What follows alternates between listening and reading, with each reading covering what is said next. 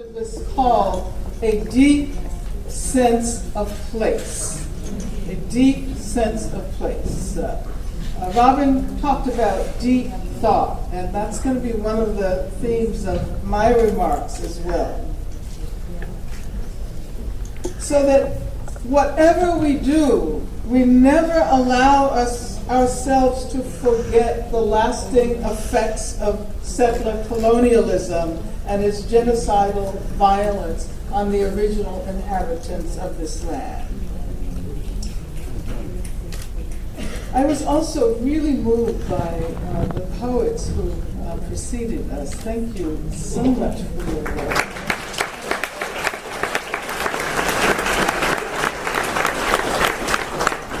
And I want to pay tribute also to some of our comrades who have recently passed away, Stuart Hall, Mary Baraka, and of course Vincent Harding, Maya Angelou, and Chokwe Lumumba.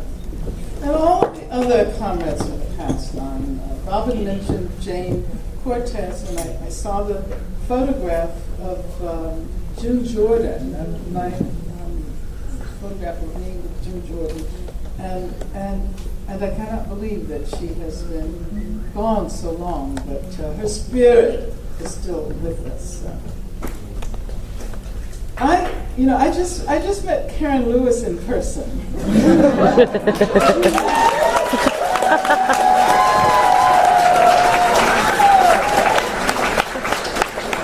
And I was telling her how excited I was. I followed her on television, and last time I was in Chicago, I spoke about her. So this is really great.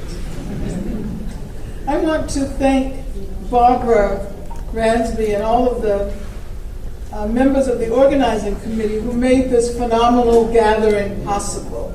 You had an amazing vision, bringing activists together across generations, across what Barbara calls parallel worlds of activism, and across multiple concerns of these activisms. Bringing us all together to look backwards in order to look forwards, in order to look forward toward new possibilities. That is to say, what some would consider impossible futures. And so now is the time to dream about impossible futures, about the conditions of possibility for the impossible. This is a very important historical conjuncture, and I use the word conjuncture as a nod towards Stuart Hall. If one looks at the rise of activisms, prison abolitionist activism, anti-capitalist activism, campaigns against heteropatriarchy, homophobia, transphobia, and the new energy we see in the struggles for Palestine solidarity.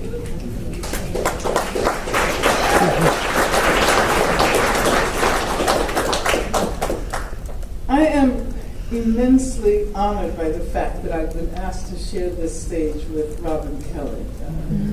I've known Robin since he was a graduate student. And of course his fabulous book, Freedom Dreams, together with the SNCC slogan, Freedom Now, provides the thematic coherence of this conference.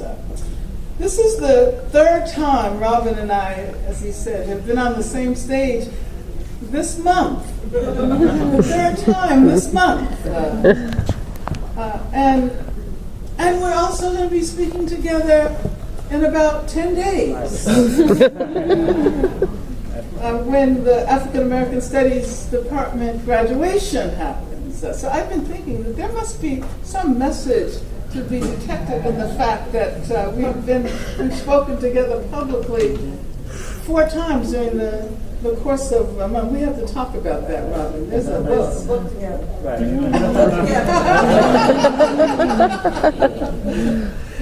last week we spoke, was that just last week? Yeah, it was last Yeah, week. last week. We spoke at an event that was organized by Students for Justice for Palestine on the UCLA campus.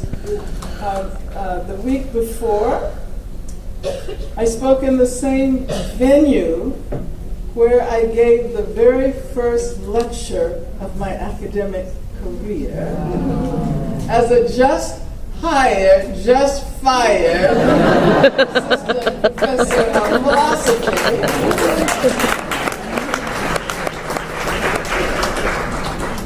And we had a panel that included Robin Kelly, Cheryl Harris, and Rachel Herzing from Critical Resistance. And I can tell you that as I was speaking in Royce Hall, after being introduced by the current chancellor of UCLA, I was thinking that if you stay around long enough, if you are persistent long enough, you will be embraced by the very institution that banished you.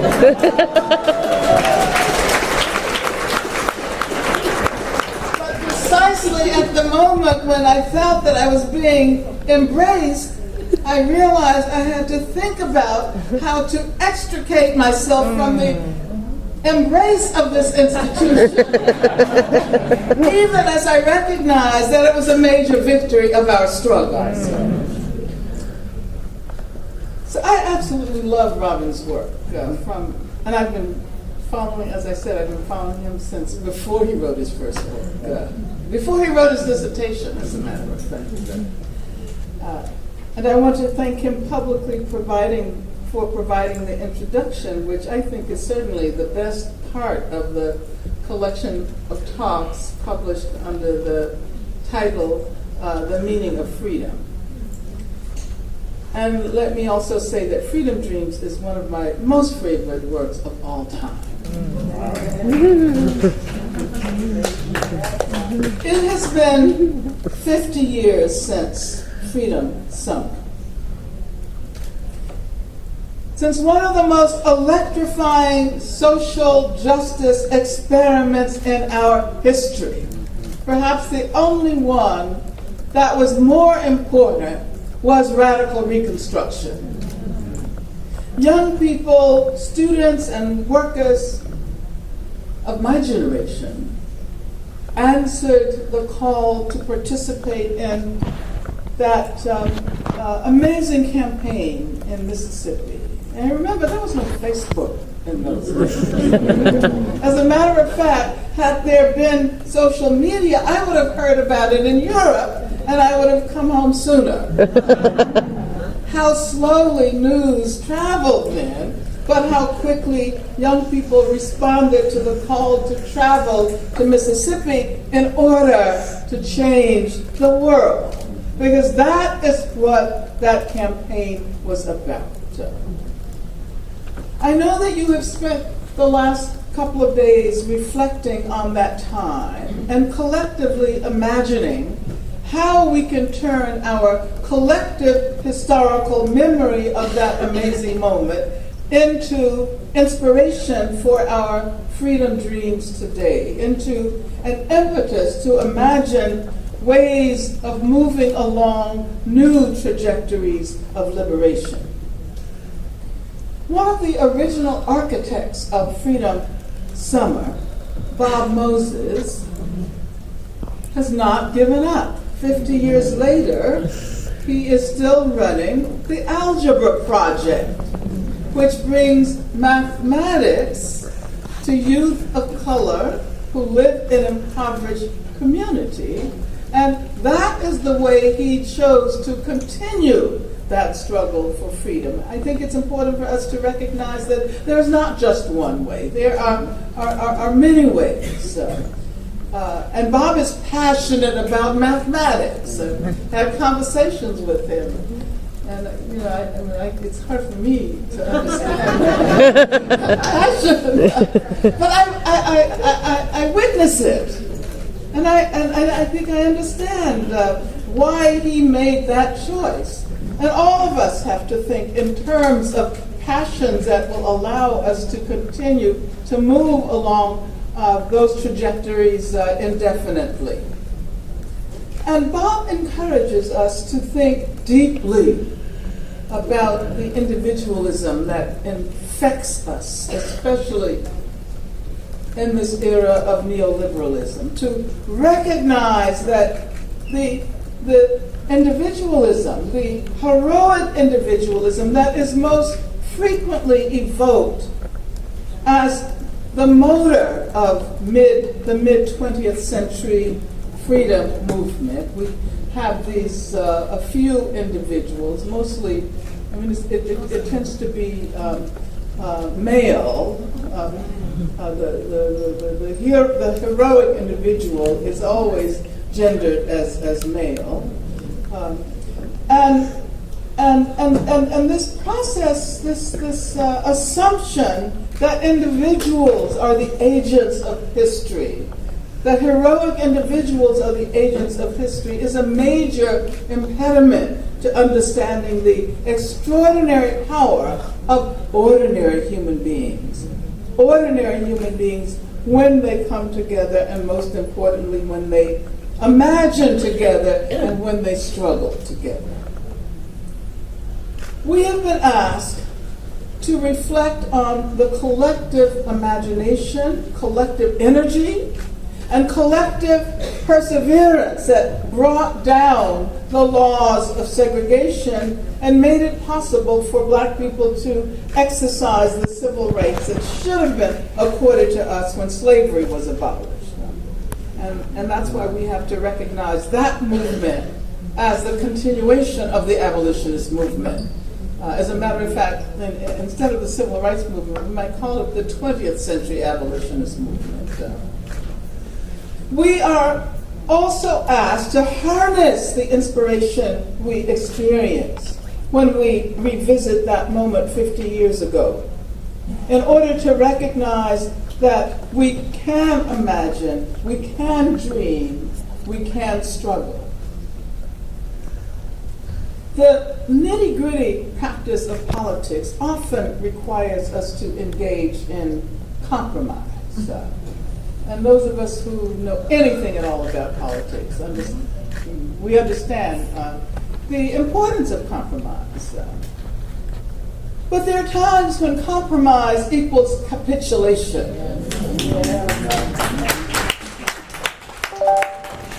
And we should always remind ourselves that our dreams do not have to bear the imprint of compromise.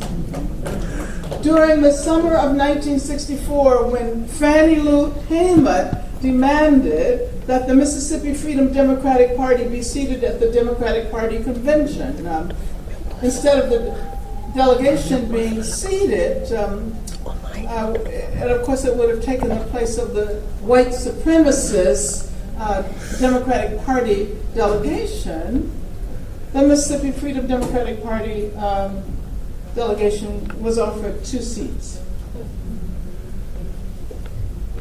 And so Fannie Lou Hamer, who many people witnessed giving this impassioned speech about the importance of voting rights and representation on television, she said, "We didn't come all this way for no 2 seats." Because all of us is tired. We didn't come all this way for no 2 seats.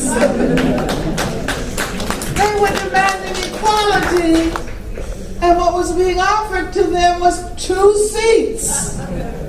So 2 seats did not even begin to put us on the road to equality. Those struggles that came out of Freedom Summer inspired students at UC Berkeley to organize the free speech movement. And I'm thinking about Bettina Apteca and Mario Savio. I really love what Mario Savio said during one of his speeches on Sproul Plaza, inspired by what had happened during Freedom Summer in Mississippi and other parts of the South. He said, there's a time when the operation of the machine becomes so odious, makes you so sick at heart that you can't take part. You can't even passively take part. And you've got to put your bodies upon the gears and upon the wheels, upon the levers, upon all the apparatus, and you've got to make it stop. You've got to make it stop. And I think that reflects the spirit of that era.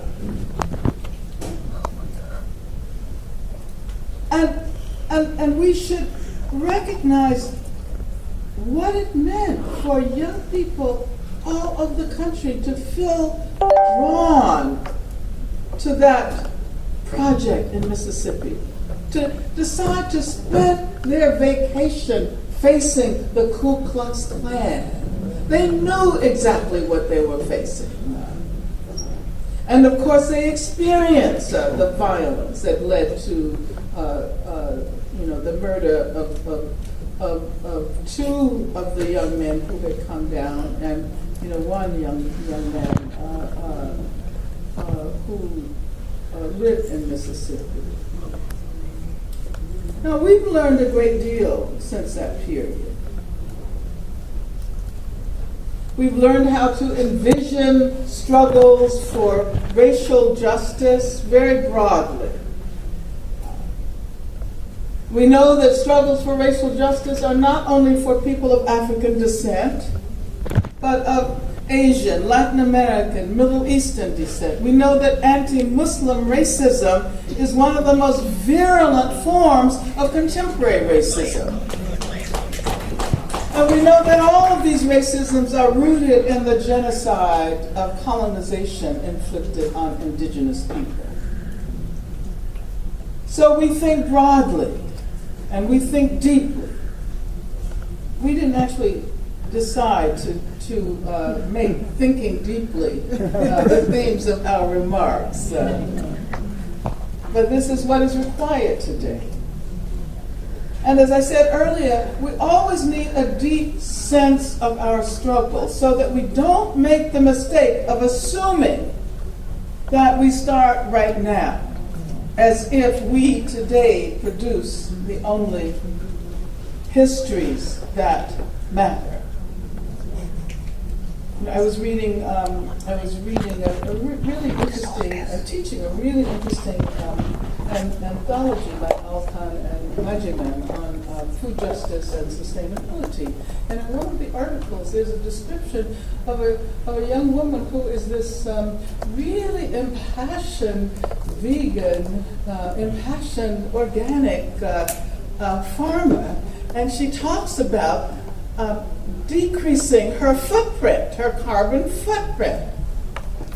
And then someone asked her, well, do you know anything about the farming practices of the native people in this area? And her response was, oh, I know organic farmers, but I don't think I know any Indian farmers. And it turned out she had absolutely no sense. But also,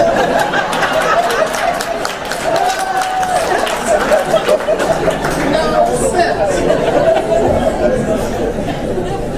In order to have sense, you have to have deep sense. Deep sense.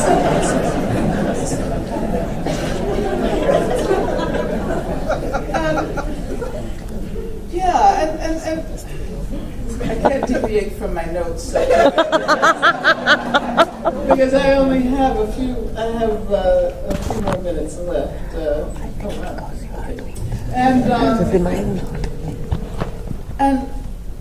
And this sense of ourselves as individuals. She was only concerned with her own individual footprint, and in the process, she was replicating the very individualism that neoliberalism uses to prevent us from imagining ourselves as communities, as collectives, as empowered people.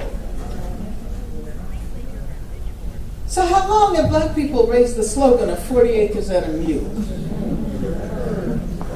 I mean, we've been talking about getting our 40 acres and a mule for, the last 150 years, right? But why did we not learn how to question the legitimacy of claiming land that belonged to someone else? So whose 40 acres were they to begin with? And so as we move forward, we have to look backward. And therefore demands for reparations, and Robin has a really wonderful history of the reparations movement in Freedom Dreams, in the chapter that's called Day of Reckoning, Dreams of Reparation. But demands for reparation will have to rest on a deep awareness of settler colonialism and on its foundational role in the production of U.S. democracy. We've been urged by Barbara and the Planning Committee to think about what they call the 4 Ps. Prisons, as in prison industrial complex; poverty, as in produced by capitalism; patriarchy, as in heteropatriarchy; and Palestine, as in the contemporary struggle against apartheid and settler colonialism. We've been urged to think deeply about these modes of oppression and repression. And I think the alliterative associations of the 4 Ps are designed to encourage us to think about their deeper structural linkages and how they coincide and overlap and intersect. How do we think together prisons, poverty, patriarchy, and Palestine? And how can our freedom dreams reflect a capacity to think complexly, as well as our capacity to popularize complicated analyses. Complicated analyses are not only or primarily for the academic. As a matter of fact, oftentimes what academics assume to be complicated analysis are actually really simple. But we need complexity. We need complexity, and we need to be able to figure out oftentimes how to translate that complexity, how to make that complexity accessible. And so prisons. So I have a last section that's prisons, poverty, patriarchy, and Palestine. Prisons. There was a New York Times editorial on the 24th of this month on mass incarceration. And I guess most of you saw the editorial, right? Right? So the editorial concludes this way: the research is in, and it is incontestable. The American experiment in mass incarceration has been a moral, legal, social, and economic disaster. It cannot end soon enough. Okay, that's the New York Times. And they are really just playing catch up. I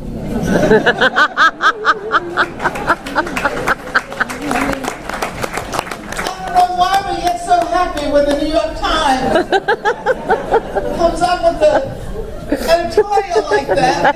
It's like they came up with the idea in the first place. They did it. Yeah. We've been talking about this for decades. But I think it is important that they feel obligated now to admit it. But it's not so simple, because it's not only about prisons in the U.S. It's not only about, and I think the term mass incarceration is important and has led to a great deal of organizing, but we have to go further than that. It's not just about putting a lot of people in prison. You know, it's about a whole system, and this is why we attempted to introduce the term prison industrial complex so that we could think in a more complicated way about the work that prisons do, not only in the U.S., but all over the country, throughout the global north, but also increasingly in the global south as a direct inheritor of structural adjustment. And of course, the connection with immigration policies and practices, with violent repression against immigrants, not only here, but in Europe, and also in Africa. And as a matter of fact, as many of you know, the private prison corporations have made it very clear that they consider immigrant detention as the most profitable sector of private prisons. And so we have to think about the question of prisons in a much more complicated way. And I brought this book up that just came off the presses, and I see one of the editors, Liat Ben Moshe. I just saw you. Where did I see you? Oh, right there. Yeah, I just saw you. Is here, and many of you heard her yesterday. But this anthology helps us to think about the work of the prison, the work of incarceration in an even more complicated framework. And we see how the incarceration of disabled people over the decades and centuries has actually helped to shape the way in which incarceration functions in a larger context in the U.S. and throughout the world. So it's only $25. And I think there's a few left, so you better hurry if you want to get one of the very first copies of this amazing anthology. This is about complicating our analysis and not being satisfied with the way in which our work is given back to us. It's given back to us in a certain way by the New York Times, and we are invited to celebrate that. What we have to do instead is to strategize where we go from here.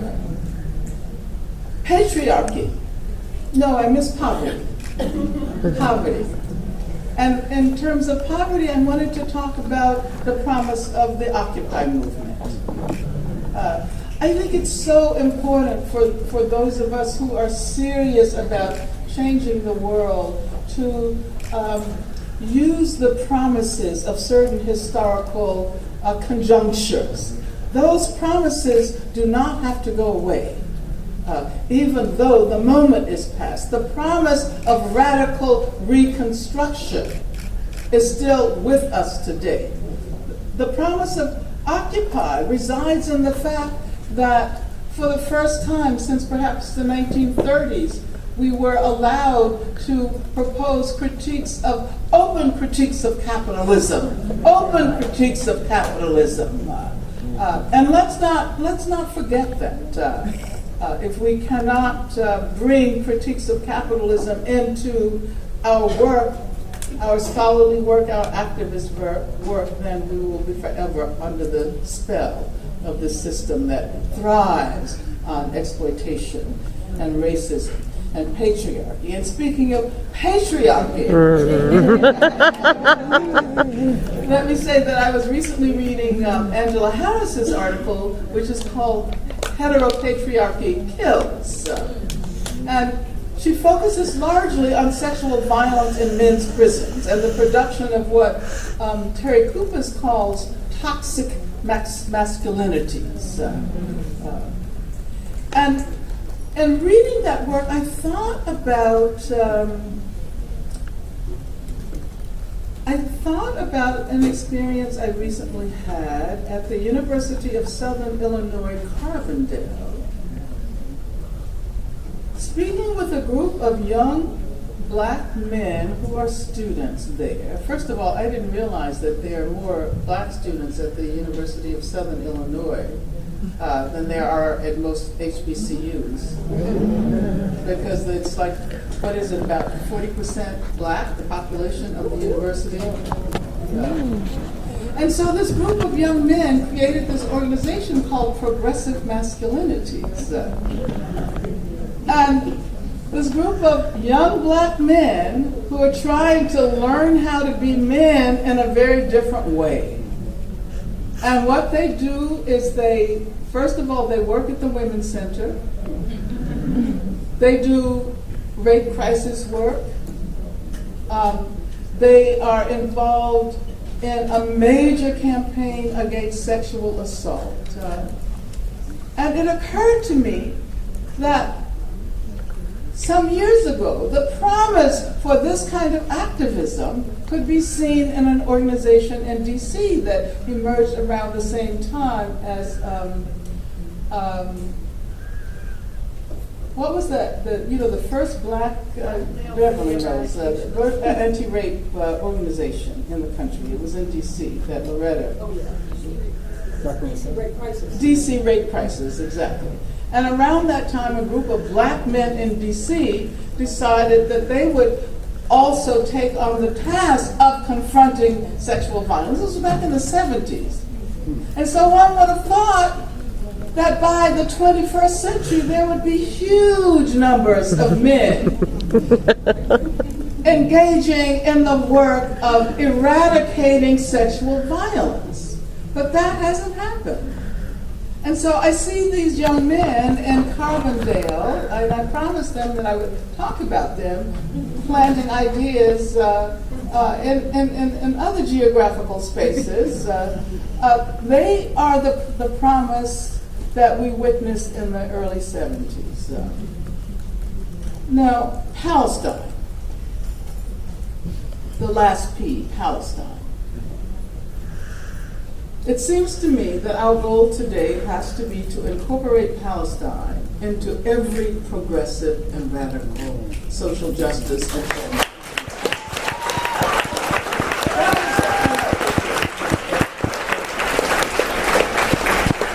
just as the eyes of the world, all of the eyes of the world were once focused on South Africa, they should be focused on Palestine today. We who believe in freedom should not rest. And certainly we cannot rest as long as Israel engages with impunity in the repression of Palestinian people and remains the only settler colonial state in the world that continues to expand. That is trying to expand. And here in Chicago, we need to be thinking about Razmia. And you know that Razmia Youssef O'Day received the Outstanding Leader Award. And less than a year ago, she was arrested by Homeland Security agents, charged with unlawful procurement. Can you imagine what she unlawfully procured? Unlawful procurement of naturalization. Unlawful procurement of naturalization. And this is because she failed to explain on her application that she had been arrested. That she had been arrested by the Israeli government and that she had been tortured. And hearings are happening now in Detroit. They moved the case to Detroit precisely because of the fact that there's a huge community here in Chicago. So one of the tasks confronting us is to make sure that that community is remade in Detroit, whether it means people traveling to Detroit or doing organizing in Detroit, to guarantee that every time she goes to court, the courtroom is full. And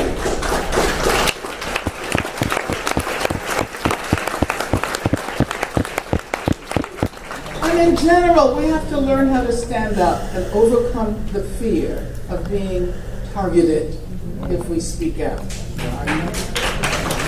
As long as we allow that fear to immobilize us, we will continue to be targeted when we speak out. So we have to learn how to stop engaging in self-censure. I think that's a major task today. So let me wind up. I know I've gone over time. Barbara wrote to Robin and me. She said, "Why are freedom dreams so important as we continue to engage in the concrete work of response and resistance to oppression?" I am assuming that you will both mention prisons, Palestine, poverty, and patriarchy. But if you had a room full of 500 activists in front of you looking for a deeper analysis and greater sense of connection to one another, what would you say? So I thought about that, and I was actually quite surprised that my thoughts almost instinctively focused on a very early period of my life when I was not yet 20, when I was a burgeoning activist. I had this thirst to think beyond my own circumstances. I wanted to know about much more than what I had directly experienced in Birmingham, Alabama, in New York, in Boston. So I went, I left Birmingham and I went to New York. I went to the Northeast. And then I went to France. And in France I made contact with Algerian activists. And I came to embrace the Algerian Revolution. And from there, the larger continent of Africa, and then Asia, and then Latin America, and then the world. And so my dreams are now that we extricate ourselves from our self-imposed provincialism. My dreams are about a deeper consciousness. They are about transforming the way we think about ourselves and each other. They are about extricating ourselves from the U.S.-centric provincialism which imprisons us. They are about creating new habits of consciousness. They are freedom dreams about making connections across worlds. Thank you very much.